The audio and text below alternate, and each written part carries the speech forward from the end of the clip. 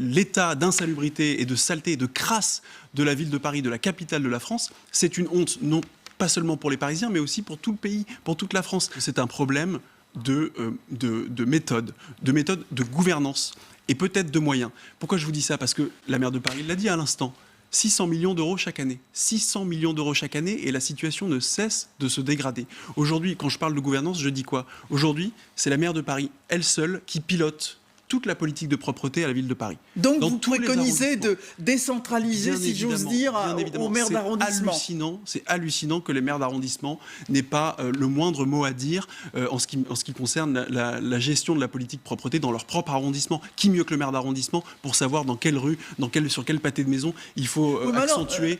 Dans votre livre, il y a une chose qui m'a interpellé, c'est que vous préconisez une politique extrêmement répressive. Vous dites il faut un renforcement de la répression, des travaux d'intérêt général aux délinquants, excusez-moi du détail, mais des gens qui font pipi dans les impasses, ou qui déposent leurs immondices n'importe où. Parce que les Parisiens sont et j'imagine peut-être vous aussi, et moi j'en fais partie, nous sommes les témoins impuissants tous les jours d'actes inciviques et de dégradation. Nous le voyons, nous le constatons tous les jours. Donc moi je veux bien qu'on mette des moyens supplémentaires, qu'on réforme la gouvernance, qu'on décentralise, qu'on fusionne les directions. Aujourd'hui il y a 5 directions qui sont en charge de la propreté, qui se parlent à moitié entre elles. Donc c'est une nébuleuse administrative on en perd totalement le sens du service. On peut toujours rappeler qu'il y a plus de fonctionnaires à la ville de Paris qu'il n'y en a dans les administrations européennes.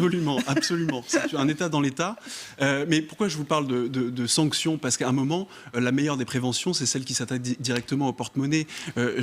On peut pas systématiquement considérer que la ville de Paris et que nos impôts doivent passer derrière. Mais c'est une politique qui marche sur ces deux jambes. Prévention et sanctions. Effectivement, il y a des villes comme la ville de Cannes, que je cite dans mon livre, qui a considéré que la lutte contre les incivilités était une priorité et elle a instauré des travaux d'intérêt général dans les services propreté. Faisons la même chose, c'est indolore pour les finances de la ville de Paris et ça permet de responsabiliser bien plus ceux qui sont les contrevenants et qui dégradent les rues de Paris.